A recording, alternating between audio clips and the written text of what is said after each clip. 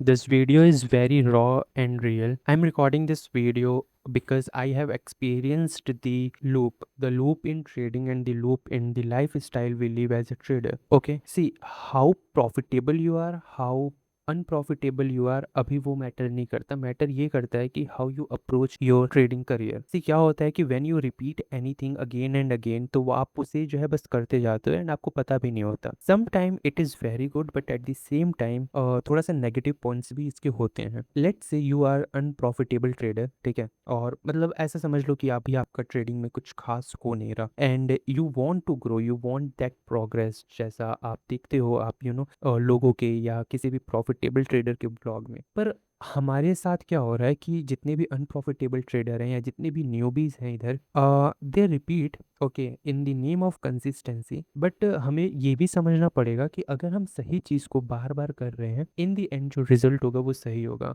But अगर कोई चीज़ गलत है और उसको हम बार बार रिपीट कर रहे हैं, तो उसका जो आउटपुट है वो भी बहुत ज़्यादा गलत होगा. This is the very basic thing that we all need to understand. पर होता क्या है कि as a trader, let's say कि मेरी स्ट्रैटेजी खराब है, ठीक है, और मेरी स्ट्रैटेजी खराब है, मेरा सेटअप खराब है. ये बात मुझे अभी रियलाइज़ नहीं होगी, बाद में रियलाइज़ होगी after back testing lots of data. But अगर मेरी स्ट्रैटेजी खराब है, मैं उसके बेसिस पे ट्रेड लेते जाऊंगा ये कह करके कि कंसिस्टेंसी इज़ इंपॉर्टेंट, दिस और दैट, एंड रिजल्ट कुछ खास नहीं होने वाला. What do you mean by breaking the loop? Loop को ब्रेक करना क्यों इंपॉर्टेंट है एंड यहाँ पे लूप का मतलब क्या है? इस चीज़ को समझने के लिए you need to understand the routine you have right now. I don't know, I really don't know कि अभी आप क्या करते हो. लेट्स से मान लेता हूँ कि अभी आप कॉलेज में हो, कॉलेज स्टूडेंट हो, at the same time you are pursuing for trading. अब जब आप ट्रेडिंग कर रहे हो, ठीक है, मॉर्निंग में उठने से लेकर के शाम तक, रात तक, आपका रूटीन कैसा है? एक तो आपका पर्सनल रूटीन हो गया, दूसरा आपका प्रोफेशनल रूटीन हो गया विच इज़ ट्रेडिंग. ये दोनों चीज़ें मैटर करती हैं and eight the same time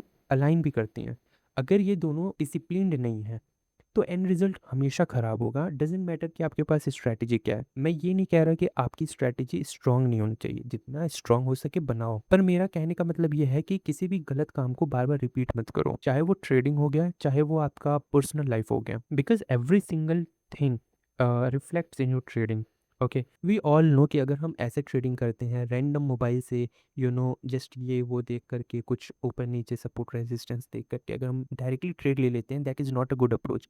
short term में हमें ऐसा लगेगा okay we are cool and profit हो रहा है, ट्रेड चल रहे हैं, but trust me that gives only dopamine. Because क्योंकि पहले मैं भी ऐसा करता था, मैं लिटरली कॉलेज में जाकर के ट्रेड उठा लेता था, थोड़ा सा कूल भी लगता था, थोड़ा सा अच्छा भी लगता था, और डोपामिन भी मिलता था because that fluctuations of number, कभी ग्रीन में जा रहा है, कभी रेड में जा रहा है, एंड वो अच्छा लगता था देखने में. But in the and actually में क्या हुआ कि रिजल्ट्स कुछ खास नहीं मिले. उस लूप को ब्रेक करना काफ़ी इंपॉर्टेंट था बिकॉज मुझे ऐसा लगता था ओके कोई भी व्लॉग वगैरह आप देखते होगे किसी भी रैंडम ट्रेडर्स के, तो वो लोग क्या करते हैं, कहीं पर भी जाते हैं, अपना पैनल दिखाते हैं, इट सीम्स कूल, ओके वो रियल कर रहे हैं. मैं ये नहीं कह रहा कि वो गलत कर रहे हैं, वो कर रहे होंगे, बट हमारे लिए अभी वो सही नहीं है.